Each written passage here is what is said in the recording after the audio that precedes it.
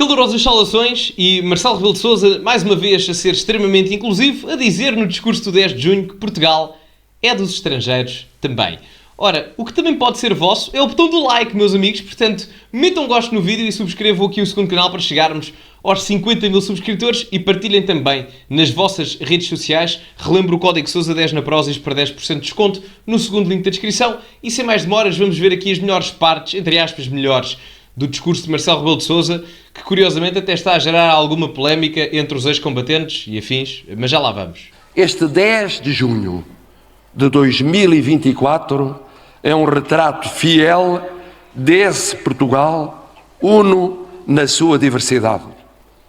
Começa aqui, em terras longe do mar, que não são nem foram capitais de distrito. Só um pormenor, eu creio que o discurso foi em Pedrógão Grande, numa espécie de homenagem aos incêndios que aconteceram em 2017, portanto, só este pormenor daí longe do mar. Ou sedes de diocese, evoca com respeito, emoção e saudade a tragédia de junho de 2017 e todas as suas vítimas, aqui recordadas por Rui Rosinha. Alarga a sua memória a outras terras que sofreram idêntica tragédia em outubro de 2017. Evoca o passado, mas quer sobretudo dizer futuro. Eu acho, como é que eu vou dizer isto? Eu acho bem que ele faça um discurso relembrando todas essas tragédias. Ele até identifica a palavra tragédia mais à frente, só que a questão é que ele menciona aqui a questão dos incêndios, mas olhando para o que vem, nós estamos a chegar ao verão e a verdade é que se olharmos para aquilo que tem vindo a ser feito nos últimos anos, a realidade é que depois de 2017 não houve tragédias tão grandes como as de Pedrógão, mas houve casos graves, mesmo a nível de incêndios e de proteção ambiental em Portugal. No Algarve, creio que não sei se foi o ano passado ou há 2 anos, havia incêndios de grande dimensão que ainda hoje nutrem consequências negativas na região. Portanto, e até em várias partes do interior do país, e nada foi feito, muito menos até no sentido legal das consequências para quem muitas das vezes provoca fogo posto. Estou a dar este exemplo, poderia ser outro, mas ok, tudo bem, a homenagem é bonita, mas o que é que foi feito, não é? Do ponto de vista prático até agora, é que ainda há muita lacuna. Reconstrução, novos jovens, novos residentes, nacionais e estrangeiros, novos sonhos para amanhã e para depois e depois do depois. E ainda nas mesmas 24 horas celebra Camões os 500 anos do nascimento do gênio. Só um pormenor. Ele, quando diz aqui a parte dos nacionais e dos estrangeiros, eu, em condições normais, com um presidente que eu achasse que efetivamente defendesse os interesses de Portugal e dos portugueses na maior parte das instâncias do seu comportamento político, eu não tinha problema nenhum em ouvir isso. Não tinha. Porque o país, no seu todo, também é, em determinada instância, dos estrangeiros. Em primeiro lugar, é dos portugueses, inequivocamente, mas isso não quer dizer que, de um ponto de vista de uma imigração controlada do ponto de vista quantitativo, os imigrantes não possam estar cá e os estrangeiros também, não é essa a questão. O problema é que estamos a falar de alguém, Marcelo Rebelo de Sousa, que há um mês atrás estava a falar de reparações às ex-colónias, que é uma coisa que até as próprias ex-colónias nem sequer falam muito, tirando o Brasil, mas enfim, mas as ex-colónias africanas, por norma, nem sequer falam, nem sequer mencionaram o tópico, foi o próprio Marcelo Rebelo de Sousa, e não lhe fica propriamente bem, no dia de Portugal, referir estes pormenores entre linhas. As pessoas vão fazer caso, ele deveria ter mais, pelo menos, atenção a isso. Eu compreendo o que ele quer dizer, se fosse outra pessoa, não haveria mal, tendo em conta o que... Aliás, se Marcelo não tivesse dito o que disse há um mês atrás, isto passaria completamente despercebido. Desengane-se quem olha para nós cá dentro e lá fora e pensa que nós cedemos ao primeiro contratempo, que nós vacilamos à primeira provocação, que nós hesitamos à primeira contrariedade, que nós baqueamos à primeira tragédia. As raízes são antigas e fortes. A têmpera é, se possível, ainda mais forte. Que o digam os nossos antigos combatentes. E é aqui ele faz o elogio aos antigos combatentes, mas eu já vi notícias de que os ex-combatentes não ficaram propriamente simpatizantes das proclamações do Marcelo Rebelo de Sousa, e uma das razões foi claramente as reparações às ex-colónias.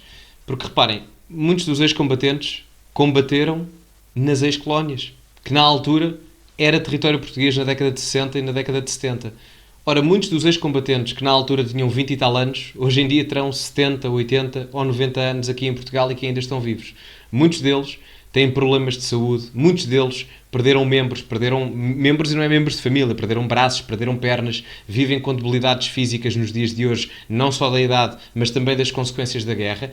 E imaginem o que é vocês há 60 anos literalmente darem a vida pelo vosso país, e hoje em dia o presidente do mesmo país pelo qual vocês deram a vossa vida há 60 anos diz: não, tu deste a tua vida literalmente para ir batalhar para a guerra noutro continente a milhares de quilómetros de casa, mas ainda vais ter que pagar reparações a esses mesmos países, que na altura eram território português. Como é que, coloquem-se nos pés dos ex-combatentes, e como é que vocês se sentiriam ao ouvir uma coisa destas? Ou de alguém que sugeriu a reparação às ex-colónias. Esta parte do agradecimento tudo bem, mas a questão da reparação ficou mesmo muito mal a Marcial e não vai ser esquecida. Pelo menos para mim não vai, e todos aqueles que deram a vida na guerra colonial. Portanto, enfim.